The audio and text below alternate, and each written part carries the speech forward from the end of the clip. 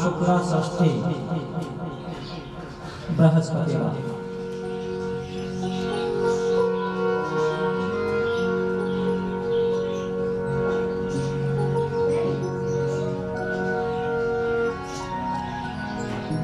श्री राधा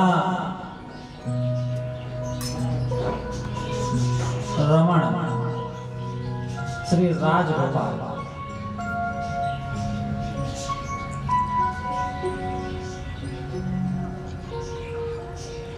उनकी कृपा से आच्छादित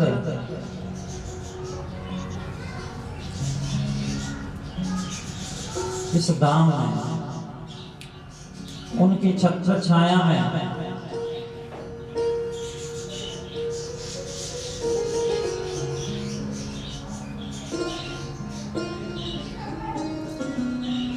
श्री राजगोपाल की सेवा में सेवादार यहाँ के मुखिया जी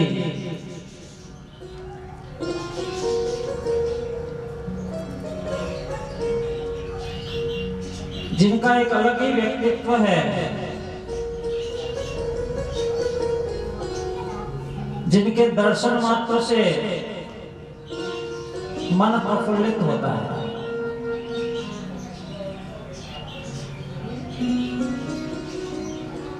श्री राजगोपाल की कृपा को अग्रेषित करने में आप मुखिया जी श्री राम गोपाल जी शर्मा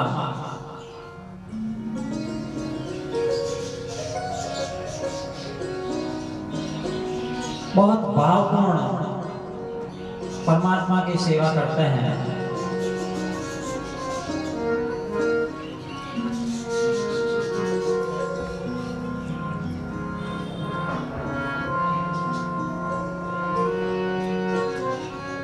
मेरे दाईं ओर इस कथा को पूर्णता प्रदान करने के लिए मूल पाठ और जप की विधि को अपनाते हुए विराजे हुए ब्राह्मण चरणारविंद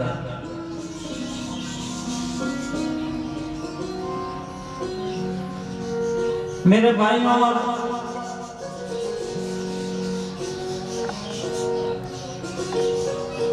इस कथा को मधुराति मधुर बनाने के लिए अपने अपने वाद्य यंत्रों के साथ विराजे हुए मेरे सहयोगी संगीतकार बंधु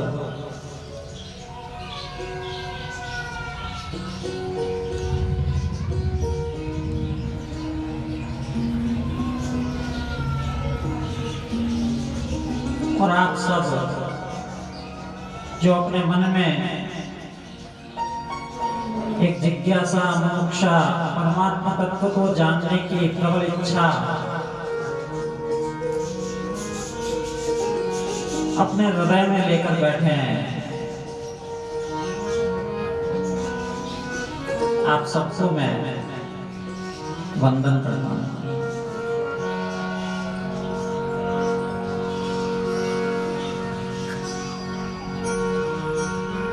आइए कथा में प्रवेश से पूर्व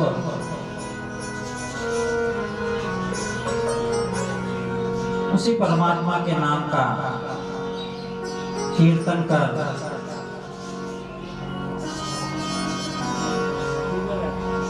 आनंदित होता है।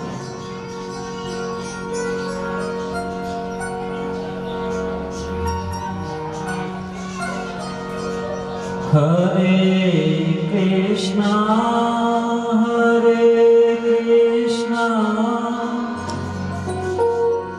हरे कृष्णा हरे कृष्णा हरे कृष्णा हरे कृष्णा हरे कृष्णा हरे कृष्णा हरे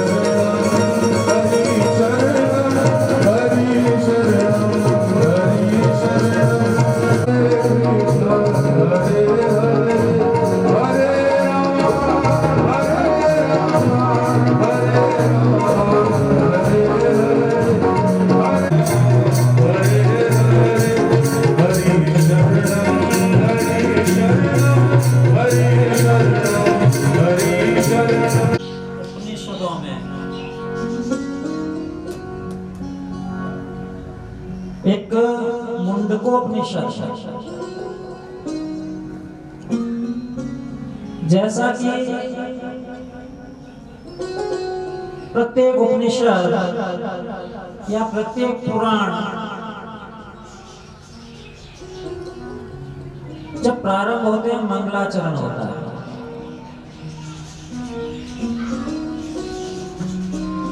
शांति पाठ होता है। उन पुराणों की निर्विघ्नता को अविरल बनाने के लिए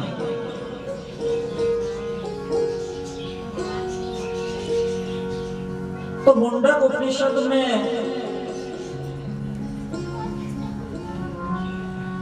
सर्वप्रथम लिखा गया, ओम भद्रम करने भी शृणुयाम, ओम भद्रम कर्णे भी शृणुयाम देवा भद्रम पश्येमाक्षभिर्यजत्राः।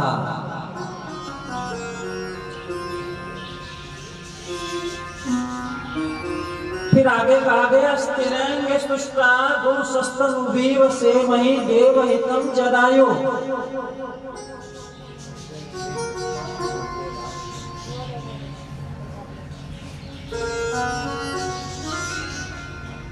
कहने का तात्पर्य, गुरु और शिष्य उस परमात्मा से मिलकर प्रार्थना कर रहे हैं कि हे देव, हम सदैव शुभ सुने,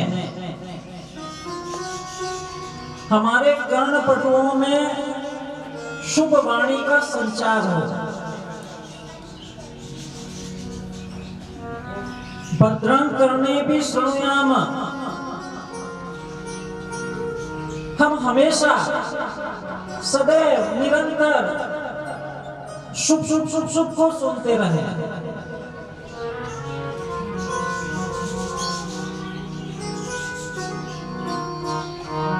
फिर देखें क्या, भद्रं करने भी शृणुयाम देवा भद्रं पश्येमाक्षभिर्यजत्राः। हम देखें भी शुभ शुभ।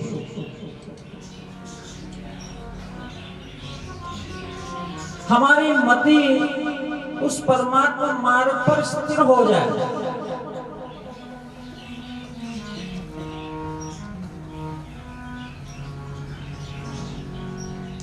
जरा सोचिए,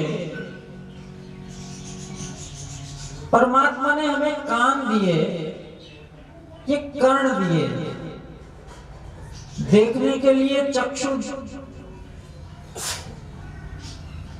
बोलने के लिए शब्द और कंठ। एक व्यक्ति जीवन भर इस भार को जरूर ढोता है, लेकिन कभी कभी वह यह नहीं जान पाता कि मुझे सुनना क्या है, मुझे क्या सुनना चाहिए, मुझे क्या देखना चाहिए।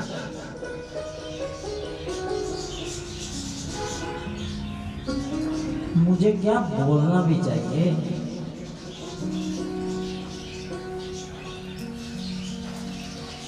इस बात का, इस तथ्य का चुनाव नहीं कर पाता।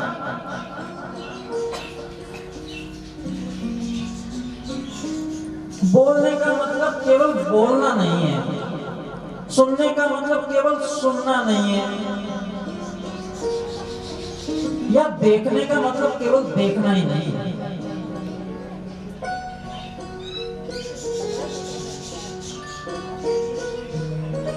इन कानों की सार्थकता तो तभी है ना जब हम परमात्मा विषयक बातों को सुने।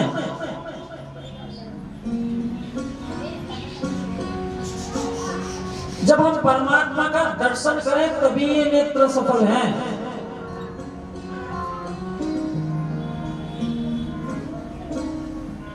या यूं कहें कि इस कंठ से परमात्मा का कीर्तन करें, परमात्मा का गुणगान करें, तभी हमारा बोलना भी सफल है।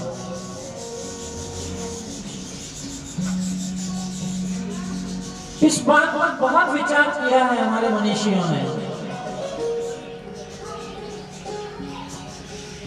कि व्यक्ति आखिर पूरे जीवन में इस बात का चुनाव क्यों नहीं कर पाता कि मुझे क्या बोलना है, क्या सुनना है, क्या देखना है, और जीवन यूं ही गुजर जाता है।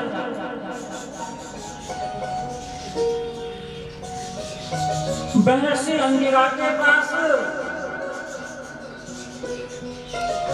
पहुंचे थे ऋषि मुनि इसी प्रश्न को लेकर और पूछा मैं जानने योग्य चीज क्या है?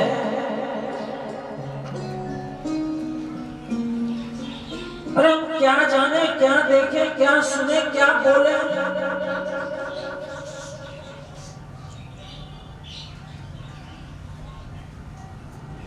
तो महर्षि अंगिरा ने अपने व्याख्यान में 2 प्रकार की विद्या का उल्लेख किया। एक विद्या अपरा और दूसरी विद्या है परा।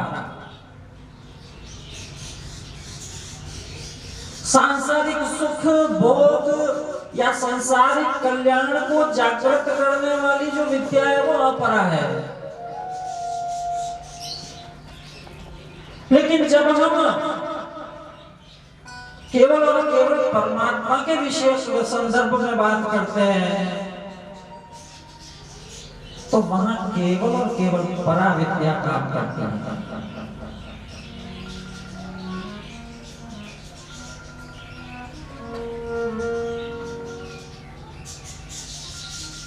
केवल और केवल परा विद्या हमारे इस आवागमन को रोक सकती है।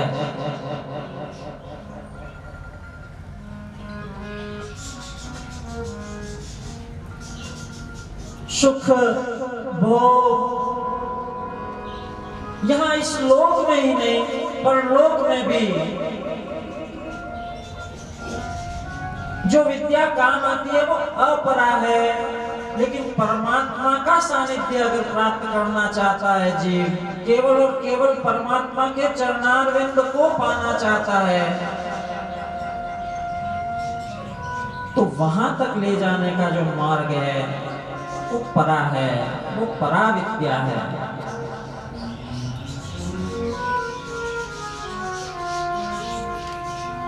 और परा विद्या ही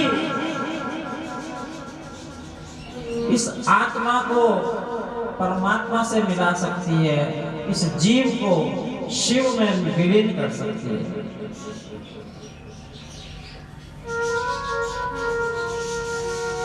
और शायद इसीलिए तो कहा होगा ना कि भद्रं करने भी शृणुयाम। हम शुभ शुभ सुने। यजुर्वेद ने कहा तन्मे मनः शिव संकल्पमस्तु। हमारे मन में विचार भी आवे तो वे शुभ ही हो।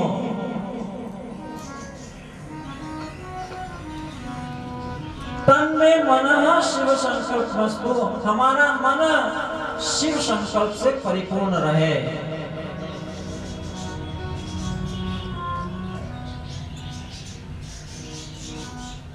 शुभ संकल्प।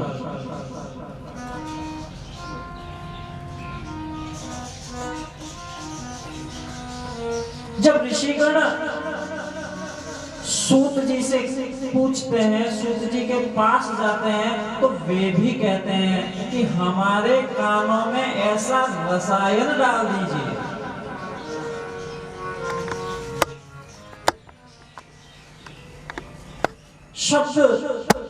शब्दों में बहुत शक्ति है। एक अचिंत्य शक्ति है जो इस कर्ण रूपी मार्ग से हमारे हृदय और मस्तिष्क तक पहुंचती है।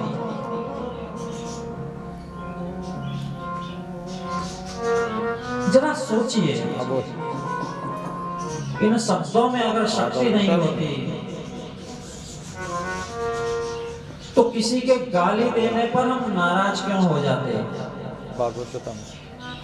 किसी के द्वारा प्रशंसा किए जाने पर हम उल्लासित क्यों हो जाते हैं? यानी इन शब्दों में शक्ति तो है।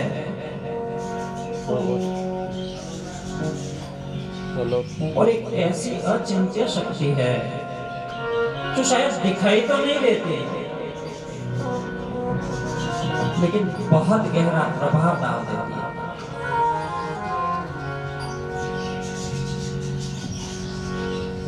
गुरु शिष्य परंपरा के अंतर्गत शिष्य को प्राप्त गुरु के मुख से सुने हुए वचन वे ही सर्वश्रेष्ठ कहे जाते हैं।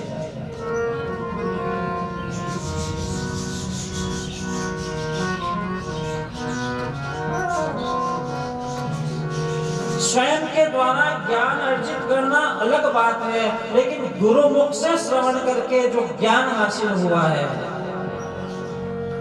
उसकी महिमा अलग है।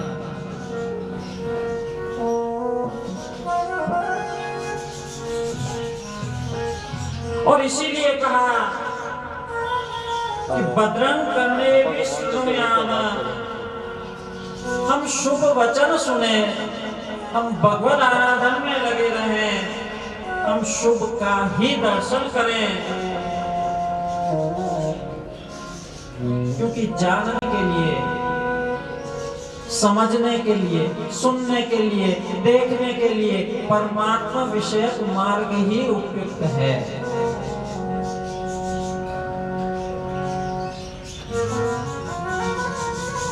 जब हम इतना जानते हैं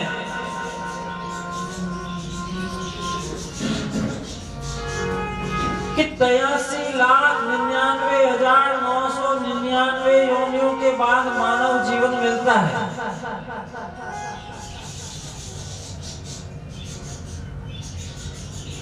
तो मानव जीवन केवल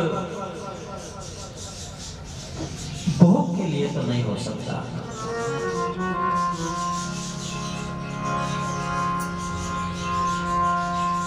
केवल मात्र भोग के लिए नहीं हो सकता, क्योंकि आहार निद्रा भयम में तुरंत, आहार निद्रा भय और मैथुन ये हर योनि में मिलते हैं।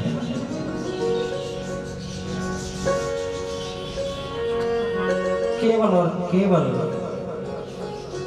मानव ही है जो इस चीज को समझ सकता है, जो इस चीज को जान सकता है, जो इन विद्याओं को प्राप्त कर सकता है।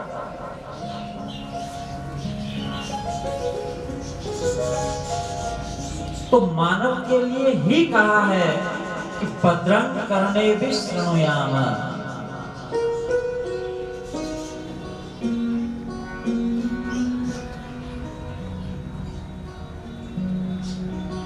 हम शुभ शुभ ही सुने। अभी चुनाव हमारा है ना, हम क्या सुनेंगे, हम क्या देखेंगे, हम क्या करेंगे। एक बालक को भी जब डांटा जाता है वो कह सकता है हमारी मर्जी वैसी को करो। अरे बेटा अभी सो क्यों रहे हो, हमारी मर्जी। अबे बाहर की चीजें नहीं खानी चाहिए, मुझे अच्छी लगती है, खाने दीजिए ना, मेरा मन है। जब छोटी छोटी चीजों का चुनाव हम कर सकते हैं, तो हमने कभी इसके बारे में क्यों नहीं सोचा कि हमें क्या बोलना है, हमें क्या सुनना है, हमें क्या देखना है।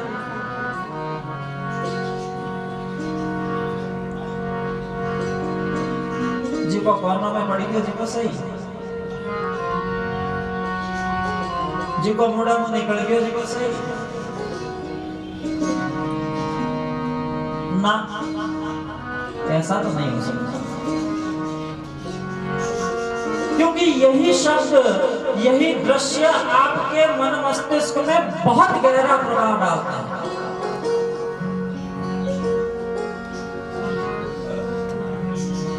अरे उस ब्राह्मण पुत्र जामिल को ही देखिए ना, जीवन भर समिधाएं चुन चुनकर हवन की हवन में आहूत करता रहा। केवल एक बार जब आहुतियां समाधियां बीनने के लिए वह जंगल में गया था, एक बार उसने ऐसा दृश्य देखा, उसके जीवन को बदल दिया उस दृश्य ने।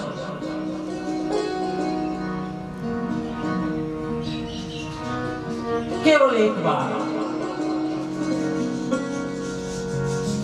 केवल एक बार किसी शब्द को सुन लिया, जीवन बदल देता है भाई।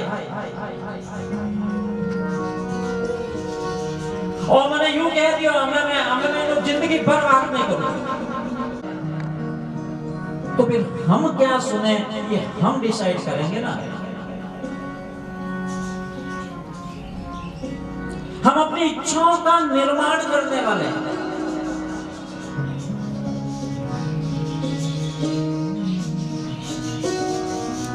एक बार किसी ने तारीफ क्या कर दी, हमने कह दिया ये बहुत अच्छा आदमी है।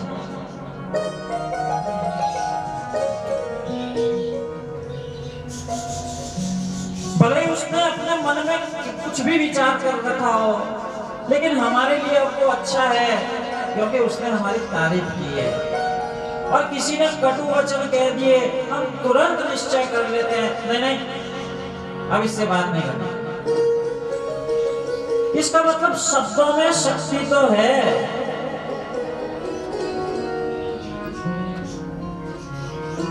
और इसीलिए हमारे मनीषियों ने,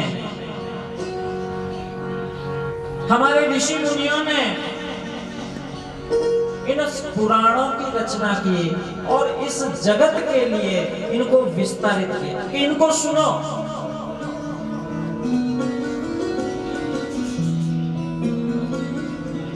इनके सुनने से तुम्हारा कल्याण होगा।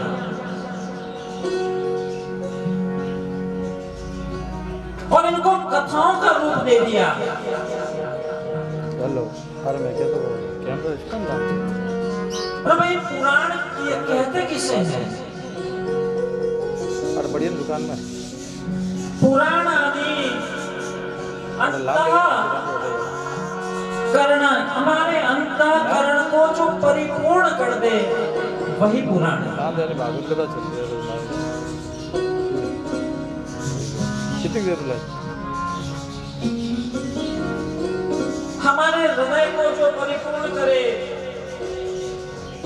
वही पुराण है। ट्राइपॉड चाहिए। और हम जिस कथा को लेकर बैठे हैं, हम जिस कथा के श्रवण के लिए बैठे हैं, उसके आगे श्रीमद् जुड़ा हुआ है।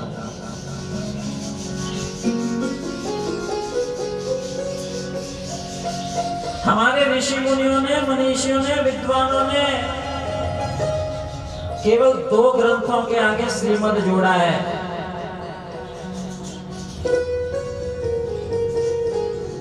श्रीमद् भागवत और श्रीमद् भगवद गीता।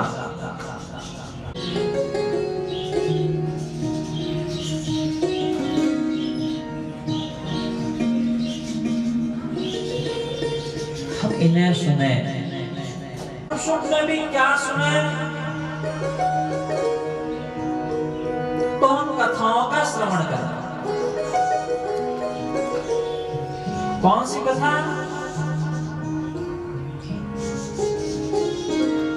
कौन सी कथा सुने जिससे हमारी व्यथा नष्ट हो जाए।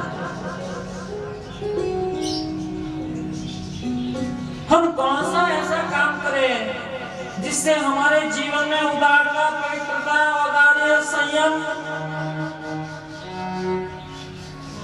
शांति की भी प्राप्ति हो।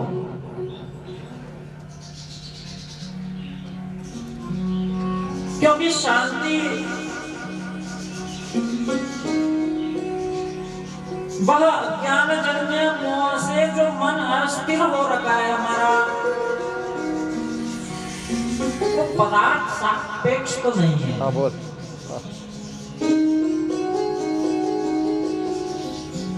क्योंकि पदार्थ सापेक्ष अगर होता तो इन भौतिक वस्तुओं की प्राप्ति से हमें शांति मिल जानी चाहिए। मंगला मिश्री दुकान है दीदी।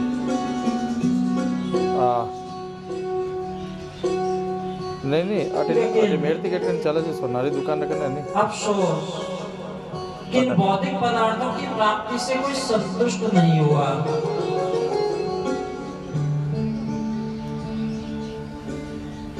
किसी ने ये नहीं कहा कि हाँ मेरे पास सब कुछ है, मुझे अब कुछ नहीं चाहिए।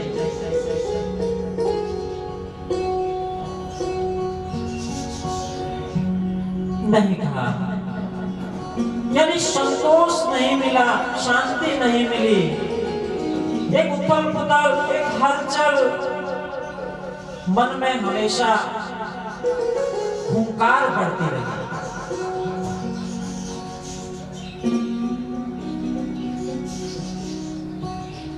तो हमारे हृदय को स्थिर करने वाला, हमारे हृदय को शांत करने वाला, हमारे मन मस्तिष्क में परमात्मा की जगह बनाने वाला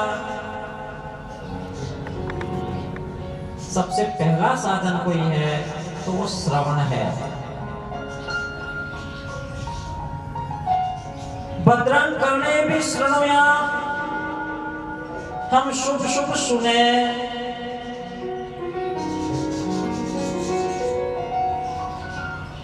हम शुभ शुभ सुने, ताकि शब्दों की अचिंत्य शक्ति हमारे मन मस्तिष्क में, हमारे हृदय में उस परमात्मा की ओर जाने का मार्ग प्रकाशित कर सके।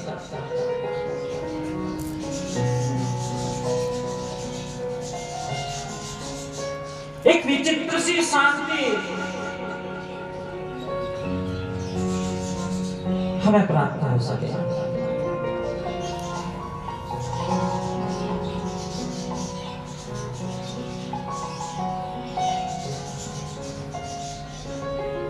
तो जिस प्रकार श्रीमद् भागवत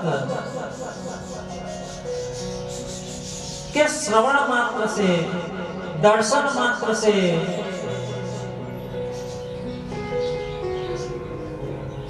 यह जीव परम तृप्ति को प्राप्त होता है,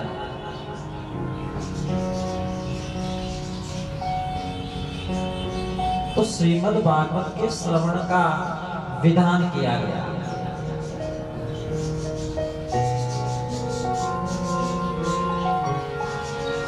परम सौभाग्य ही है कि इस माघ मास में परमात्मा की कृपा से हम इस श्रीमद् भागवत का श्रवण कर रहे हैं।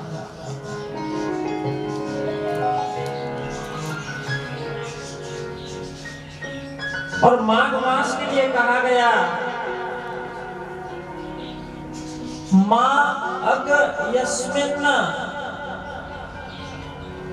वो माघ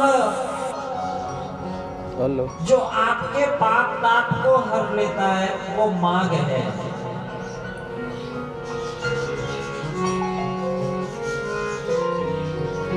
ये माघ मास की महिमा है और उसमें हम बैठकर इस श्रीमद् भागवत कल्पतरु का श्रवण कर रहे हैं। संबंधी विचारों को ही निकलने की जगह देता है ये कंठ। आपने जैसा सोचा, आपने जैसा विचारा, वैसा ही शब्द आपके कंठ से बाहर आएगा।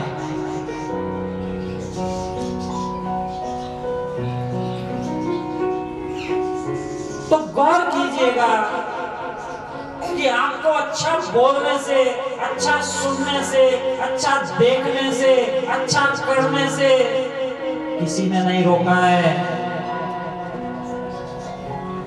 जरा अपने आप को टटोल लीजिए, कहीं रुकावट यही तो नहीं है।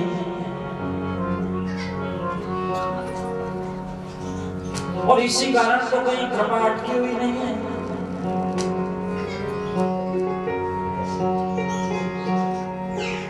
आत्मावलोकन,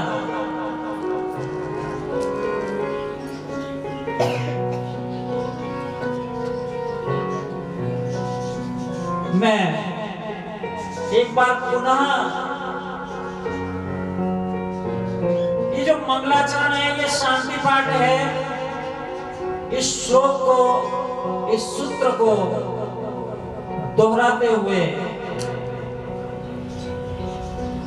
कथा में प्रवेश की आज्ञा चाहूंगा।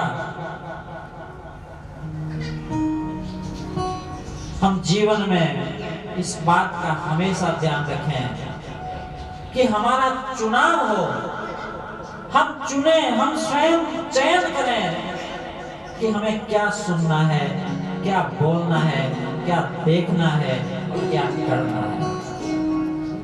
जब जब परमात्मा के विषय में हमारी मति स्थिर होगी, हम अच्छा सुनेंगे भी, हम अच्छा देखेंगे भी, हम अच्छा बोलेंगे भी और हम अच्छा करेंगे।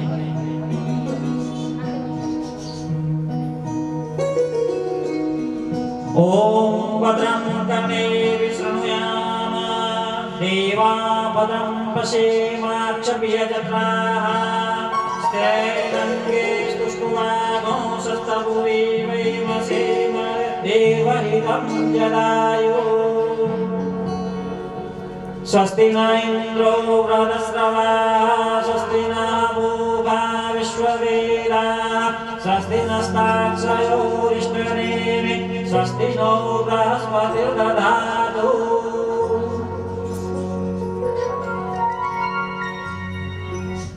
हमारा चुनाव सही हो, सही दिशा में हो और सही गति के साथ हो। फिर कथा में प्रवेश करेंगे। कथा के बहुत आरंभिक पल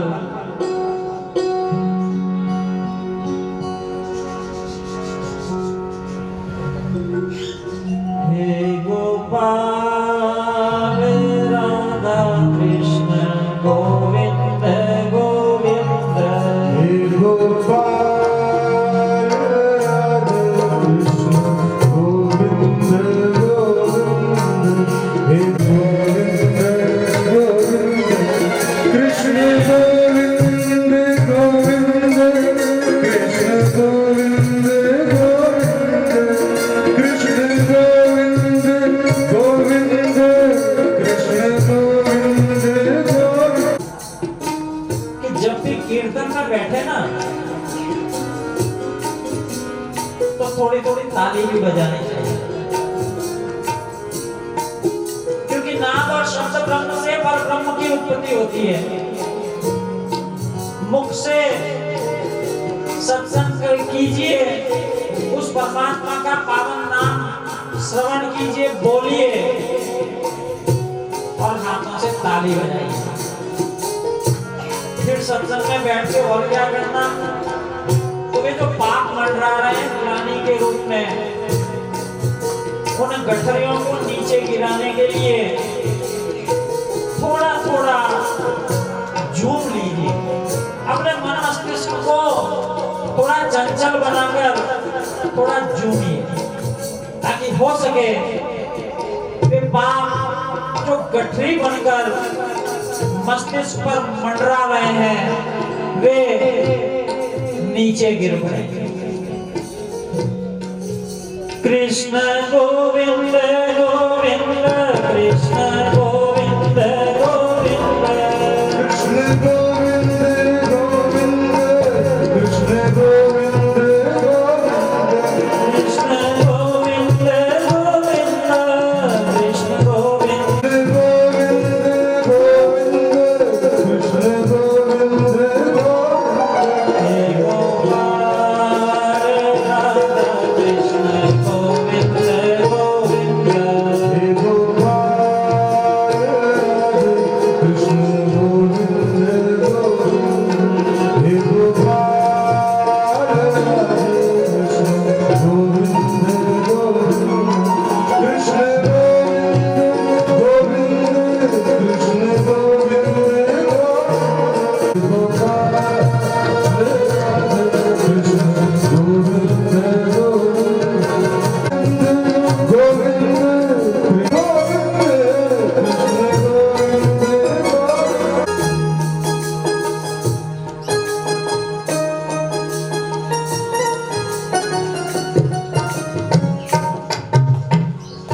आ जाओ शुभ का श्रवण करें।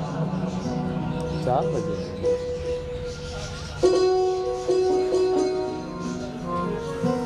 इस जगत में सुनने और देखने के लिए बहुत सी चीजें हैं, लेकिन हमें क्या सुनना है, तो एक बार हृदय में हृदयंगम कर लीजिए कि बजरंग करने भी श्रवणव्याम, हम सदैव शुभ का ही श्रवण करेंगे। हम उस पराविद्या से संबंधित उस विषयक तत्व का ही विवेचन करेंगे, उसी का श्रवण करेंगे जो हमें परमात्मा के चरणारविंदों का दर्शन करावे।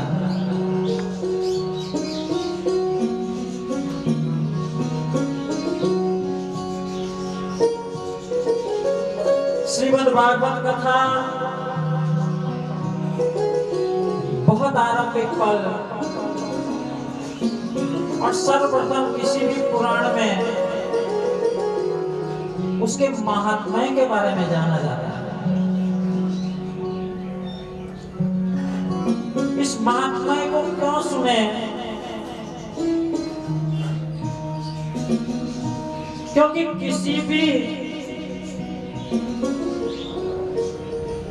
वस्तु का, किसी भी विषय का महात्म्य जानने मात्र से हमारी रुचि उस ग्रंथ को पढ़ने में लग जाती है।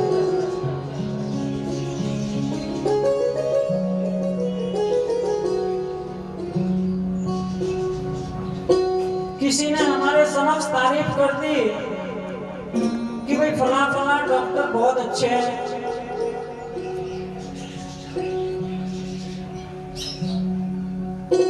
उसने तारीफ की तो हमारी भी जाने की इच्छा। अभी देखा हूं उसके महात्म्य को जाना आपने और उसके पास जाने की इच्छा हुई, तो फिर इन पुराणों को लिखते समय वेदव्यास जो ज्ञानावतार है भगवान के, उन्होंने भी तो ये विचार किया कि इस ग्रंथ विषय महात्म्य को पहले लिखा जाए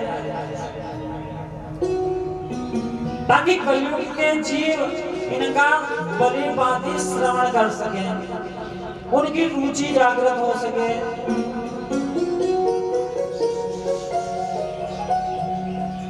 तो महात्म्य की कथाओं में सबसे पहले परमात्मा को नमन किया गया है।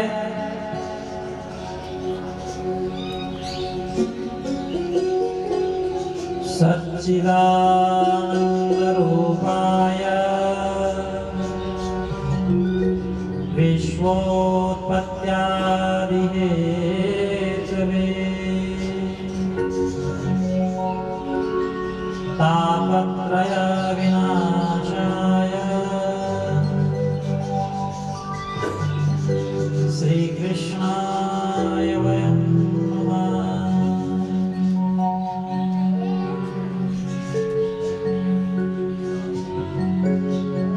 सच्चिदानंद रूपाय, परमात्मा के रूप सच्चित आनंद, सच्चिदानंद रूपाय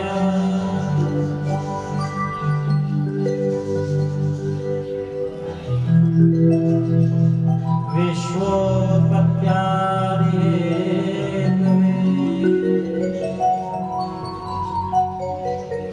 परमात्मा तीन रूपों में सच्चित और आनंद,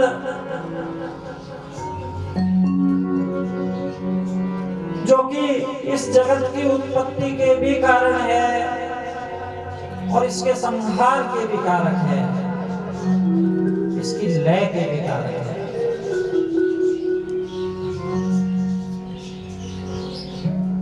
तापत्रय विनाशाय, तीन प्रकार के ताप जो इस जीव को कष्ट देते रहते हैं।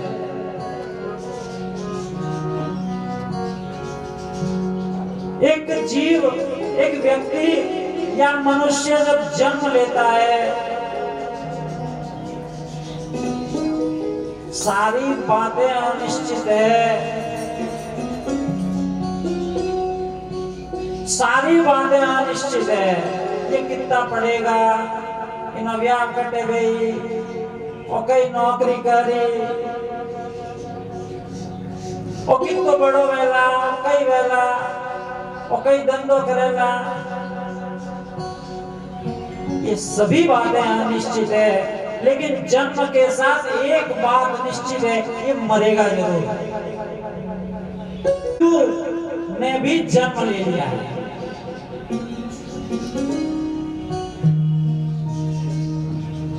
और जब जन्म लिया है तो तापत्रय, ये 3 प्रकार के ताप जो हैं ये भी आपके साथ है।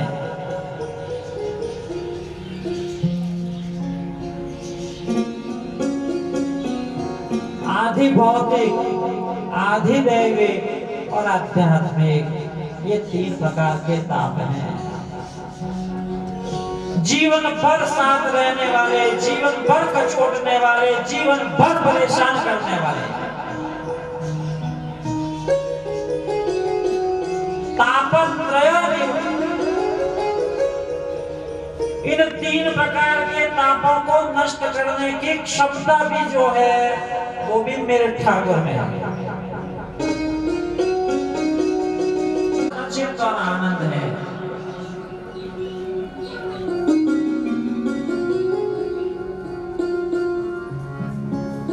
इस जगत में केवल सत्य है, चित्त और आनंद यहाँ नहीं है। और प्रत्येक जीव में सत्य और चित्त है, लेकिन आनंद की तलाश में वह जीवन भर भटकता रहता है।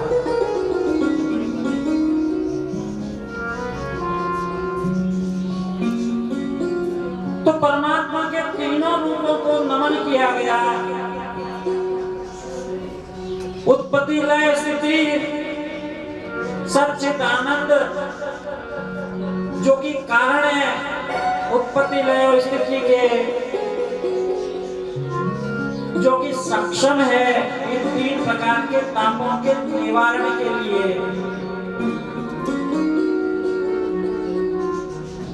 आदि भौतिक, आदि दैविक और आध्यात्मिक, ये 3 प्रकार के ताप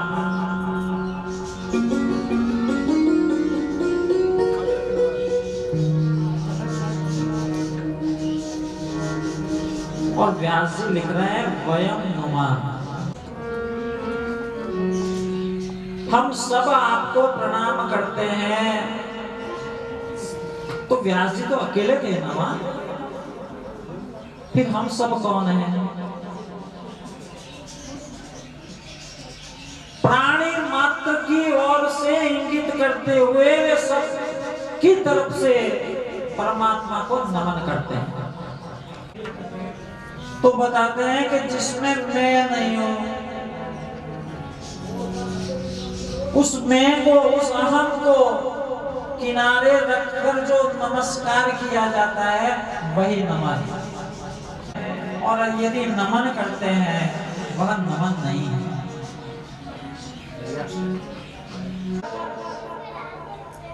सच्चिदानंद रूपाय विश्वोत्पत्त्यादि हेतवे तापत्रय विनाशाय। वह कृष्ण भक्त है, वह कृष्ण को नमन करता है, उसे मेरे पास मत लाइएगा। सच्चिदानंद रूपाय विश्वोत्पत्त्यादि हेतवे तापत्रय विनाशाय श्री कृष्णाय वयं नमः। श्री कृष्णाय वयं नमः।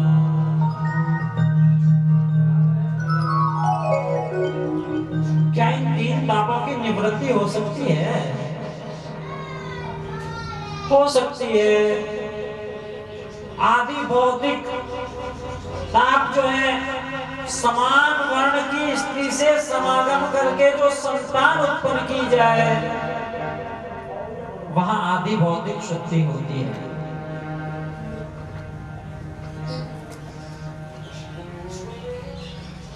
एक ब्राह्मण एक ब्राह्मणी के गर्भाशय में अपना वीर्य स्थापित करके जो संतान उत्पन्न करता है, उससे आदि भौतिक शुद्धि होती है।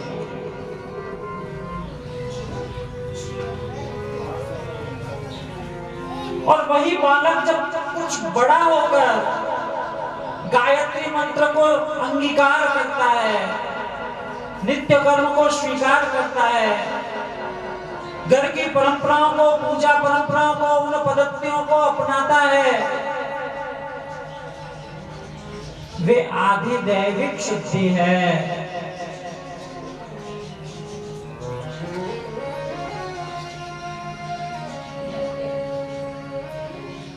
और वही व्यक्ति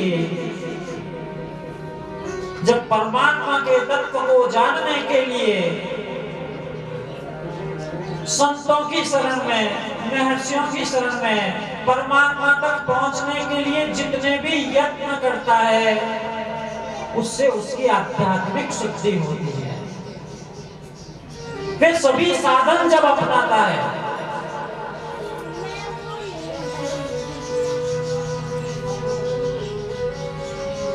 वह उसकी आध्यात्मिक शुद्धि है। परमात्मा को पाने के लिए, उसकी प्राप्ति के लिए जो भी साधन अपनावे, व्रत, नियम, संयम, उपवास, तीर्थाटन,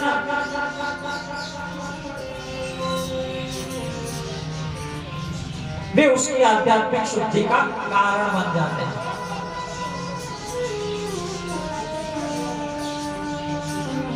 तो तीनों प्रकार के तापों की निवृत्ति के लिए हे कृष्ण वयम नमः, हम आपको प्रणाम करते हैं, हम आपको वंदन करते हैं।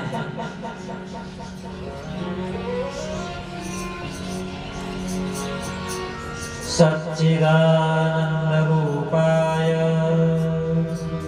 विश्वोत्पत्त्यादि हेतवे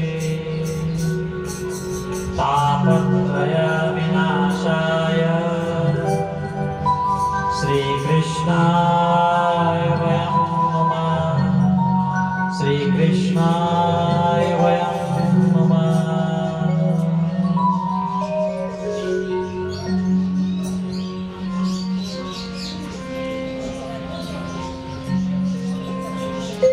भगवान राम को यहाँ सत रूप से नमन किया गया। भगवान कपिल को, जो कि ज्ञानावतार हैं, उन्हें चित्त रूप से नमन किया गया, प्रणाम किया गया।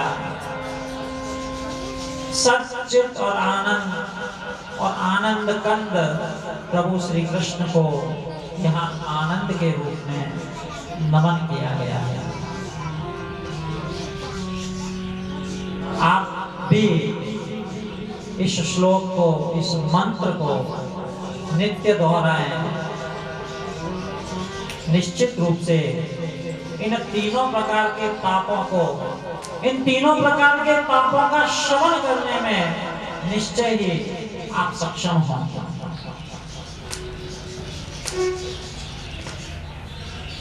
अब यहाँ आगे थोड़ा परिचय जब दिया गया, तो ये भी बताया गया कि कथा में क्या होना चाहिए। एक श्रोता जो श्रवण करता है, उसकी गति, मति, बुद्धि कहाँ होनी चाहिए, कैसी होनी चाहिए। तो कथा में सबसे बड़ा शत्रु बताया प्रमाद को। प्रमाद सबसे बड़ा शत्रु। सोचिए, उस गुफा में बैठे हुए भगवान शिव उमा को कथा सुना रहे हैं और उमा भी वहां नींद में आ जाती है। उसको भी प्रमाद ने आ गया। उस जगदम्बा, उस भगवती उमा को भी यदि प्रमाद परेशान कर सकता है,